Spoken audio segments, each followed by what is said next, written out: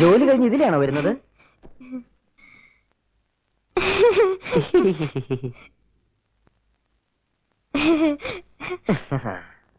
എനിക്ക് പോണം. പോകാൻ വരട്ടെ.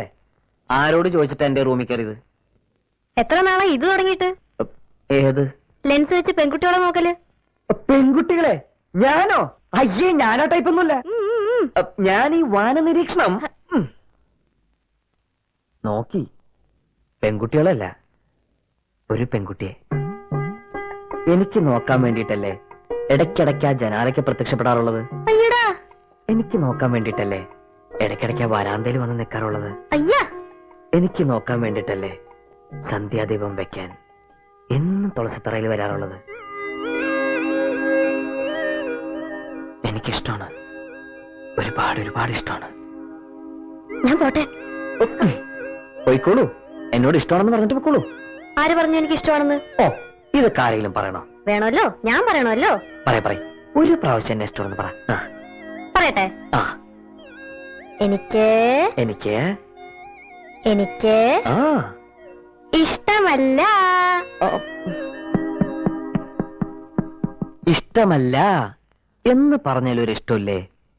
ഉണ്ടല്ലോ.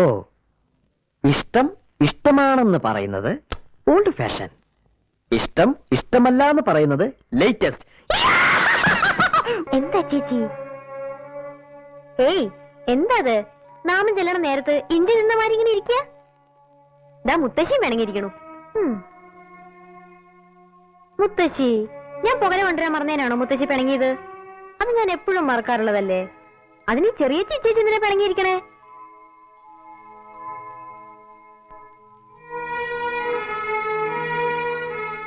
എന്താ ചെറിയച്ചി?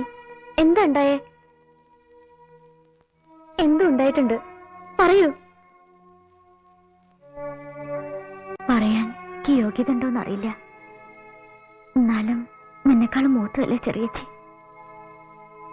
ഞങ്ങളെക്കാളൊക്കെ തന്റെ ഇടവും കാര്യപ്രാപ്തി നിനക്കുണ്ട്. നമ്മളെ നിയന്ത്രിക്കാൻ നമ്മളല്ലേ ഉള്ളൂ. മുത്തശ്ശിനെ എത്ര കാലം വെച്ചിട്ടാ ചെറിയച്ചി? അന്ന് ചെറിയച്ചിക്ക് ഒരു അബദ്ധം പറ്റി. അന്ന് പക്ഷെ അച്ഛനുണ്ടായിരുന്നു. ഇപ്പൊ നമുക്ക് ആരുള്ളത്? നമ്മൾ പെൺകുട്ടികളാണ്. കുറ്റം പറയാനേ ആളുകളുണ്ടാവുള്ളൂ.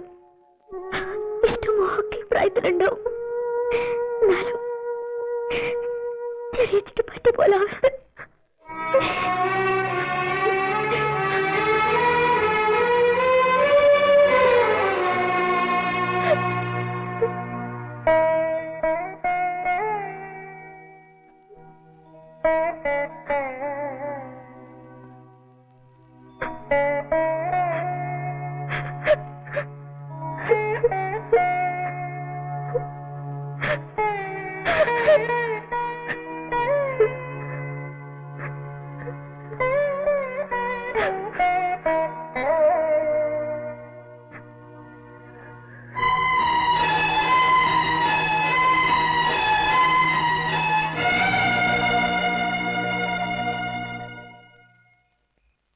മുത്തശ്ശി, നേരം വെളുക്കുമ്പോ മുതല് രാത്രി കിടക്കണ വരെ സകല ദൈവങ്ങളെ വിളിച്ച് പ്രാർത്ഥിക്കണില്ലേ മുത്തശ്ശി എനിക്ക് വേണ്ടിയിട്ട്? എന്നിട്ട് എന്താ എനിക്ക് ഇങ്ങനെയൊക്കെ തോന്നാൻ? ദേഷ്യമുണ്ടോ മുത്തശ്ശിക്ക് എന്നോട്? എന്റെ കുട്ടി, അങ്ങനെയൊന്നുമില്ല. നിനക്കൊന്നും പറ്റിയിട്ടില്ലല്ലോ. അല്ലെങ്കിൽ തന്നെ എന്നെ എനിക്ക് വിശ്വാസം ഞാനുണ്ടോ? കേട്ടപ്പോ ഒന്ന് പേടിച്ചോന്നേ ഉള്ളൂ. വേണ്ട മുത്തശ്ശി, ഒന്നും വേണ്ട. ഒക്കെ ഞാൻ മറന്നോളാം. മുത്തശ്ശിയെ വിട്ടിട്ട്, ചെറിയ ചേച്ചിയെ വിട്ടിട്ട് എനിക്കൊരു ഇഷ്ടവും വേണ്ട. ഇനി എന്റെ മനസ്സിൽ അങ്ങനെ ഒന്നും തോന്നില്ല. എനിക്കെന്റെ മുത്തശ്ശി, ചെറിയച്ചി, ചേച്ചി മാത്രം മതി. ഭാഗ്യമില്ലാത്ത കുട്ടികളാണ് നിങ്ങള്.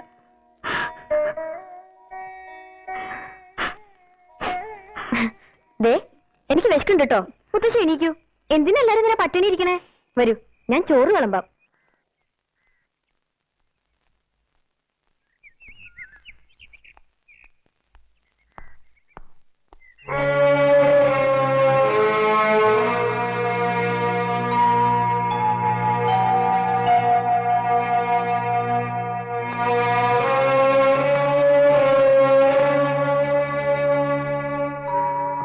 വലിയ ഗൗരവത്തിലാണല്ലോ കക്ഷി.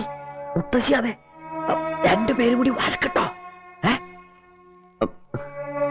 മുത്തശ്ശി പറഞ്ഞ പുകയില. സുകുമാരന്റെ അനിയന് ചായ ഉണ്ടാക്കി ആരതിയെന്ന് വന്ന ഉടനെ മുത്തശ്ശി പറഞ്ഞില്ലെങ്കിലും ഒരു ചായ കുടിക്കാനുള്ള മൂടുണ്ട്. പാലില്ലെങ്കിൽ കട്ടനായാലും മതി. സുകുമാരന്റെ അനിയൻ പഴനോണ്ട് തെറ്റിദ്ധരിക്കരുത്. എന്താ മുത്തശ്ശി? അല്ല, ഒന്നും ഉണ്ടായിട്ടല്ല. സുകുമാരന്റെ അനിയൻ നല്ല കുട്ടിയൊക്കെ തന്നെയാ. എന്നാലും വേണ്ട. എന്തിനാ ആൾക്കാരെ കൊണ്ട് അതും ഇതൊക്കെ പറയിക്കാൻ ഇടയാക്കണത്? പെൺകുട്ടികൾ മാത്രമുള്ള വീടാണിത്. എന്തെങ്കിലും ആവശ്യമുള്ളപ്പോ മാത്രം ഇങ്ങോട്ട് വന്നാ മതി.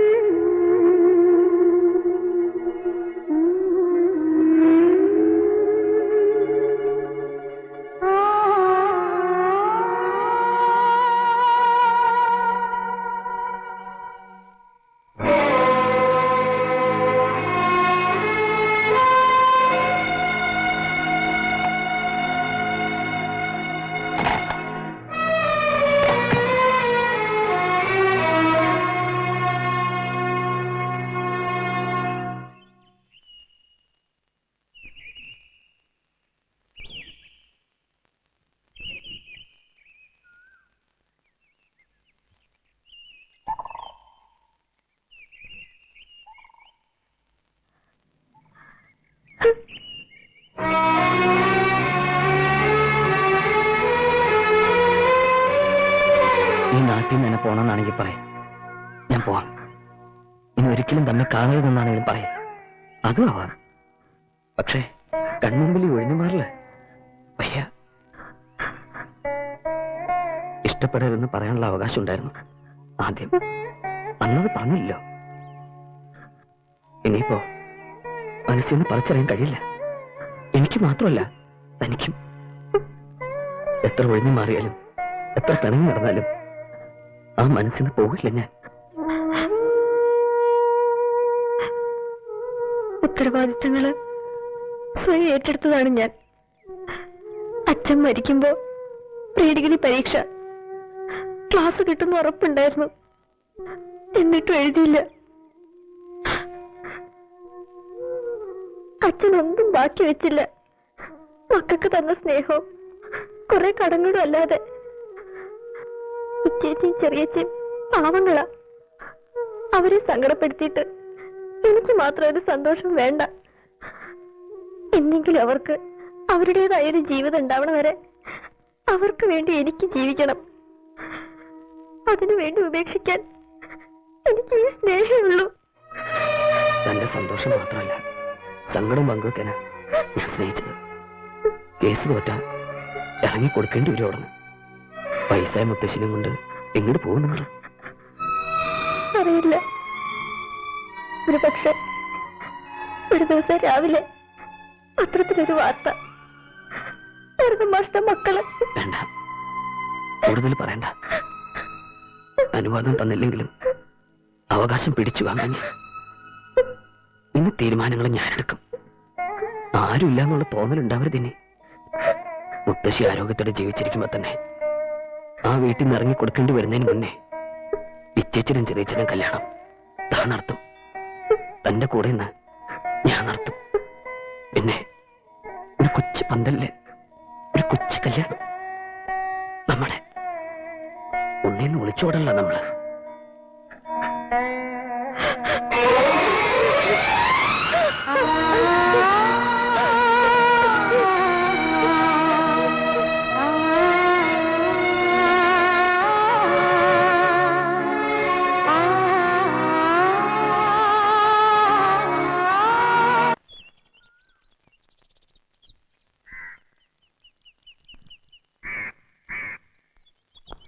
മൂന്ന് ജോഡി ചെരുപ്പ് തേഞ്ഞു. ഇനി ഇത് കയ്യിലെടുത്ത് നടക്കാനാ ഭാവം. പോയ കാര്യം എന്തായാലും കൂട്ടി? ഇന്നിപ്പോ തിരുവില്ലാമല, ഇന്നലെ പ്ലാപ്പറ്റ, മിനിഞ്ഞാന്ന് മാറഞ്ചേരി. പീടികയിലൊന്ന് നിർത്തിയിട്ട് പോവാൻ ഒരാളെ കിട്ടാണ്ടായി. അതാ ഇപ്പൊ ഏറ്റവും വലിയ പ്രശ്നം. രാവിലെ പീടിക തുറന്ന കൃത്യമായിട്ട് ബ്രോക്കർ ശങ്കരൻകുട്ടി ഹാജര്. നേരെ വിടുക മണ്ണാർക്കാട്ടേക്ക്. അവിടെ ഒരു ചെക്കനുണ്ട്, നോക്ക പോയി. ചെന്നപ്പ ചെക്കന്റെ കുട്ടിയുടെ ചോറ് ഊണ്, പിന്നെ സദ്യ കൊണ്ട് പോന്നു. ആ ബ്രോക്കറുടെ മുടിഞ്ഞ പഴയ ഡെയിലി ഒന്ന് മാറ്റാൻ പറഞ്ഞ മാറ്റമില്ല. താൻ കാര്യം പറയരാമൂട്ടി. ആ പറയാ ഏടത്തിയേ, ഇത്തിരി തണുത്ത വെള്ളം വേണേ. കൊന്ന് തണുക്കട്ടെ. നാട്ടുകാരിപ്പൊ എന്റെ ഒരു പേര് വിളിക്കാൻ തുടങ്ങിയിട്ടുണ്ട്. കേൾക്കണോ നിനക്ക്? Broker tailor. കേൾക്കാൻ നല്ല സുഖമുള്ള പേരല്ലേ? ഈ എലിസബത്ത് ടൈലർ എന്നൊക്കെ പറഞ്ഞ പോലെ.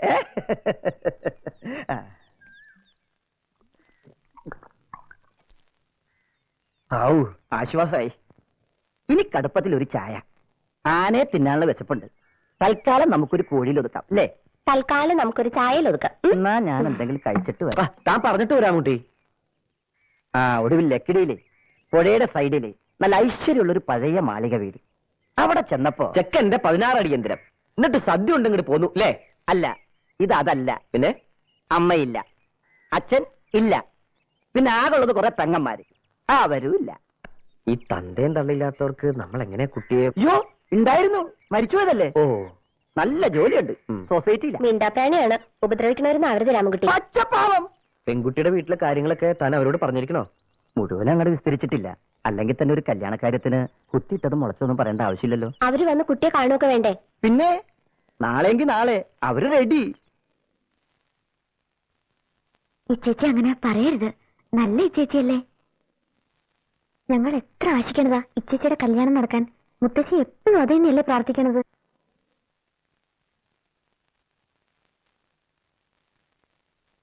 ഇത് നല്ല ആലോചനയാ. ഇച്ചേച്ചിക്ക് ആളെ ഇഷ്ടാവും. ഞാനൊന്ന് പറഞ്ഞു നോക്കട്ടെ.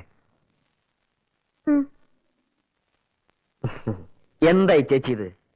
ഈശ്വര, ഈ കല്യാണം എന്നൊക്കെ പറയണത് സന്തോഷിക്കേണ്ട കാര്യമല്ലേ? അതിനെന്തിനെത്ര വിഷമിച്ചിരിക്കണത്? ഒക്കെ അങ്ങോട്ട് സമ്മതിക്ക, ഒരു പ്രശ്നമില്ല. നല്ല ചെക്കനാണ് വരുന്നത്. ഇപ്പോ ഒക്കെ വെറുതെ തോന്നും. കല്യാണമൊക്കെ കഴിഞ്ഞ് ഭർത്താവിന്റെ കൂടെ കുട്ടികളൊക്കെ ഒക്കെ ഇങ്ങനെ നടക്കുമ്പോ ഇച്ചേച്ചിക്ക് തോന്നും, അയ്യേ ഞാൻ അന്ന് കരഞ്ഞത് എത്ര വിഡിത്തമായെന്ന്. വിഡിത്തം എങ്ങനെ പറയാ? വിഡിത്തമായെന്ന്. തൽക്കാലം നീ വിഡിയാകും, ഞാൻ പറഞ്ഞ് മനസ്സിലാക്കിക്കോട്ടെ. ഇപ്പൊ ഞാൻ വിഡിയാവും, കുറച്ച് നീ ആവണം. ഇച്ചേച്ചി, ഇതൊരു ലൈഫിന്റെ ഒന്നും മിണ്ടരുത്, സംസാരിക്കരുത്, ഇനി ഒരു വാക്കുപോലും മിണ്ടരുത്. ചിരിച്ചേ ഇവിടെ ചിരിച്ചു. സമ്മതിച്ചു, ഇച്ചേച്ചി കല്യാണത്തിന് സമ്മതിച്ചു. അതെ, മൗനം സമ്മതം എന്നാ പറയണത്. സുകുമാരന്റെ അനിയ, കല്യാണം എന്നൊക്കെ പറഞ്ഞാൽ ഒരുപാട് കാശ് വേണ്ടേ? അല്ല, അവര് വൃത്തിയായിട്ടൊന്നും ചോദിച്ചില്ല എന്ന് വെച്ചാലും കയ്യിലും കാതിലൊക്കെ എന്തെങ്കിലും ഇട്ടു കൊടുക്കണ്ടേ? അതൊക്കെ നമുക്ക് പിന്നെ ആലോചിക്കാം മുത്തശ്ശി. ആദ്യം ചെക്കൻ വന്ന് ഇച്ചൊന്ന് കാണട്ടെ. എന്നാലും പുഴ അങ്ങോട്ട് പറ്റിയാലോ ചങ്ങല അങ്ങോട്ട് പൊട്ടിയാലോ എന്നൊക്കെ ഇപ്പോഴും വിചാരിച്ച് പിടയ്ക്കണോ? അതല്ല ടൈലറെ, ചെന്നൊരു സഹായം ചോദിക്കാൻ തന്നെ ആരാ ഉള്ളത്? ഞങ്ങളൊക്കെ ഇല്ലേ മുത്തശ്ശി? ഹാ, ഞങ്ങളുണ്ട്. എല്ലാം വളരെ ഭംഗിയായിട്ട് നടക്കും. അപ്പോഴത്തെ ദേഷ്യത്തിന് സുകുമാരന്റെ അനിയനോട് ഇങ്ങോട്ട് വരണ്ടാന്ന് പറഞ്ഞല്ലോ ഞാൻ. എനിക്കിപ്പോ ഓർക്കുമ്പോ വ്യസനുണ്ട്.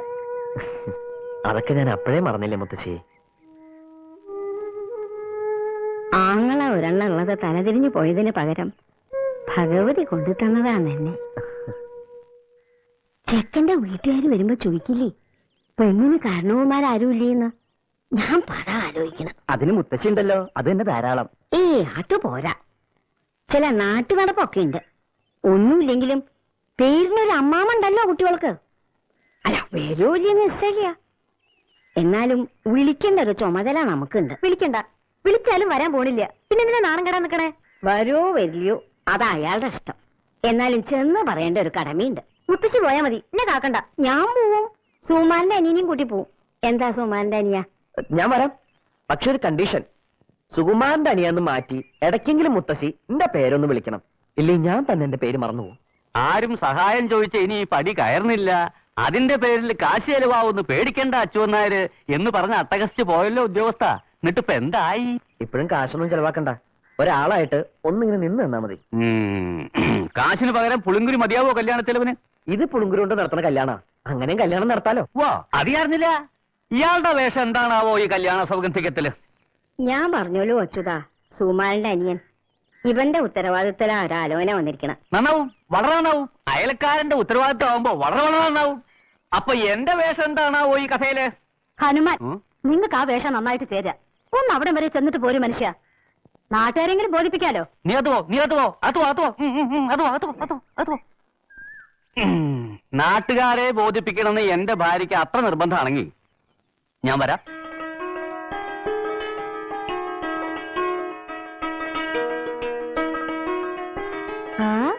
ഇതും കൂടി വെച്ച ഈ ചേച്ചി സുന്ദരി കുട്ടിയായി. കുട്ടികളെ, അമ്മാമ വന്നിരിക്കണോ? ഓ, വന്നു ശകുനി.